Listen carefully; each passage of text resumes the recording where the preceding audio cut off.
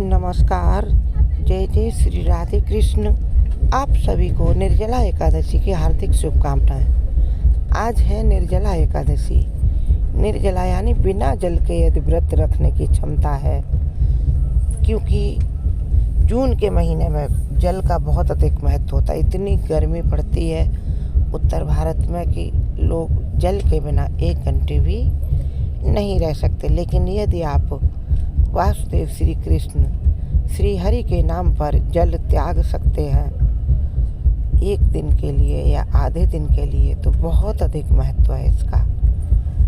इस व्रत को भीमसेन ने किया था, यानी पांडवों के भाई भीम ने, क्योंकि भगवान श्री कृष्ण ने जब उनका अज्ञातवास चल रहा था तब युधिष्ठिर ने पूछा था कि हे माधव, ऐसा कोई व्रत बताइए जिसको करने से हमें धर्म, अर्थ, काम और मोक्ष चारों पुरुषार्थों की प्राप्ति हो जाए।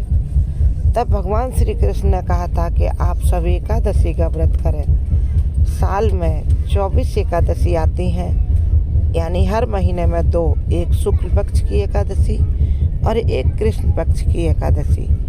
लेकिन जिस समय अधिक मास होता जिस वर्ष में, उस वर्ष में 26 एकादशी आती हैं।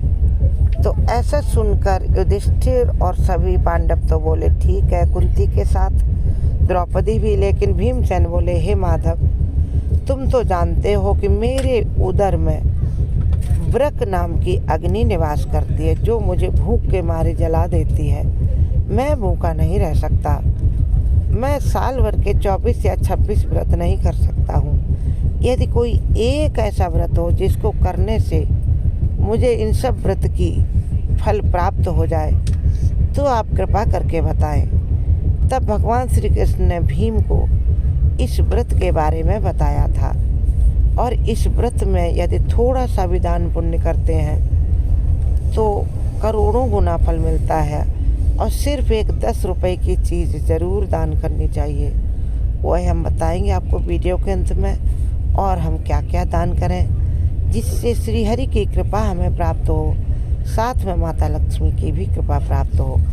माता लक्ष्मी की कृपा पाने के लिए सभी भक्त जय माँ लक्ष्मी कमेंट बॉक्स में लिखें और माँ लक्ष्मी के चरणों में सब्सक्राइब, लाइक समर्पित करें तथा अपने जीवन में जो इच्छा है, जितना धन पाने की इच्छा है, माँ लक्ष्मी से मन ही मन प्रार्थना करें। क्योंकि माता लक्ष्मी वहीं जाती हैं जहाँ श्री हरि विष्णु रहते हैं। और इस एकादशी का व्रत करने से, इस दिन दान पुण्य करने से श्री हरि विष्णु अपने भक्तों पर बहुत प्रसन्न होते हैं और भक्तों की प्रसन्नता के साथ उन पर कृपा करते हैं। तो साथ में माता लक्ष्मी भी चली आती हैं, क्योंकि माता लक्ष्मी श्री हरि विष्णु के चरणों की सेवा करती रहती। जहाँ श्री हरि विष्णु कृपा करने पहुँचेंगे वहाँ माता लक्ष्मी साथ साथ अवश्य पहुँचेंगी। इसलिए आपको ऐसा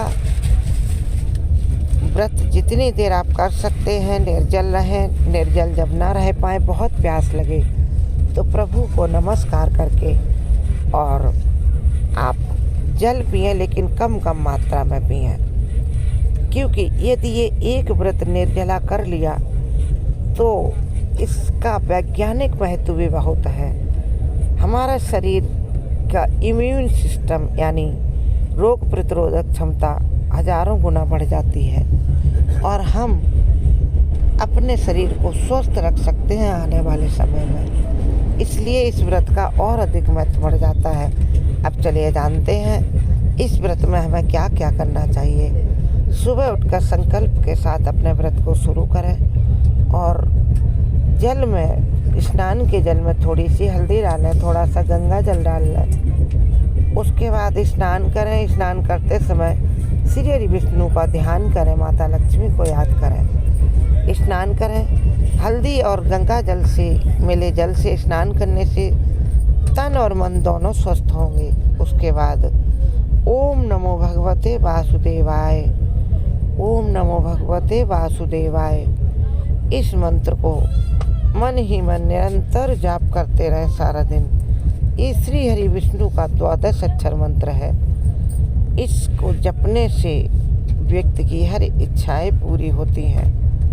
श्री हरि विष्णु की कृपा मिलती है, साथ में माता लक्ष्मी की कृपा मिलती है। तो अब स्नान करके अपने पूजा के मंदिर में जाएं। वहाँ यदि आपके पास श्री हरि विष्णु की फ़ोटो या मूर्ति है माता लक्ष्मी के साथ, उसे रख लें। नहीं तो आपके पास भगवान कृष्ण, राधा या राम सीता की फ़ोटो, उसे रख लें। उसके बाद सभी पूजा की सामग्री रखें। धूप, दीप, एक कोई भोजन का भोग, मिठाई का भोग साथ में रखें और शुद्ध जल, गंगा जल मिला हुआ रखें। चंदन रखें, पीले सफ़ेद फूल मिल जाए और लाल फूल माता लक्ष्मी के लिए अपने पास रख लें। इसके बाद विधिवत पूजा करें। एक घी का दीपक जलाएं। घी का दीपक पूजा शुरू करने से पहले जलाकर रख लें, क्योंकि घी का दीपक हमारे कर्मों का साक्षी होता है। हम जो करते हैं उन सब कर्मों का साक्षी बनता है और भगवान की कृपा से हमारे जीवन में उजाला करता है। दीपक जलाने के बाद भगवान की पूजा करें, चंदन लगाएं, माता लक्ष्मी को सिंदूर लगाएं, फूल चढ़ाएं, उसके बाद रोली लगाएं और फिर फूल चढ़ाने के बाद आप धूप जलाएं। फिर दीप जो आपने जला के रखा दीपक, उससे उसको दिखाएं, आरती करें, फिर भोग लगाएं। पंचामृत भोग भी लगाएं। दूध, दही, घी, शहद, शक्कर और थोड़ा सा गंगा जल डालें और थोड़ा तुलसी के पत्ते डालें। ध्यान रखें, आज तुलसी का पत्ता नहीं छूना है। यदि पहले से तोड़ के रख लिया तो बहुत अच्छा, नहीं तो तुलसी के गमले में सूखा पत्ता भी पड़ा, उसे भी आप डाल सकते। भगवान भोग में उसे भी स्वीकार करते। बिना तुलसी के पत्ते के भगवान भोग भी स्वीकार नहीं करेंगे।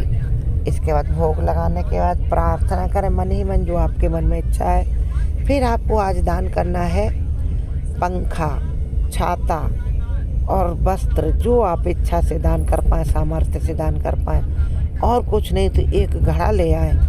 कहने को तो 10 रुपये का, लेकिन आज के दिन में 10 रुपये का नहीं मिलता है। जी हाँ दोस्तों, 10 रुपये का छोटा सा भी घड़ा ले आते हैं। उसमें सादा जल या मीठा जल भरकर आप दान कर देते हैं तो आपके जीवन में बहुत ज़्यादा शुभता आएगी, पॉजिटिविटी आएगी और आप सफलता के शिखर पर चढ़ते चले जाएंगे। आज छोटे से भी अगर 2 गिलास का भी घड़ा है पानी की क्षमता का, उसमें भरकर भी आपने मीठा जल या दान कर दिया तो आपको आजीवन धन के भंडारे भरे रहेंगे। बहुत अधिक महत्व है एक छोटे से घड़े का भी दान करने का। जल भरें, उसमें शक्कर डालें, उसके बाद 1-2 तुलसी के पत्ते डालकर श्री हरि विष्णु को समर्पित करें, इसको दान कर दें। आपका जीवन खुशियों से भरेगा। चैनल सब्सक्राइब करें, वीडियो लाइक शेयर करें। जय माँ लक्ष्मी।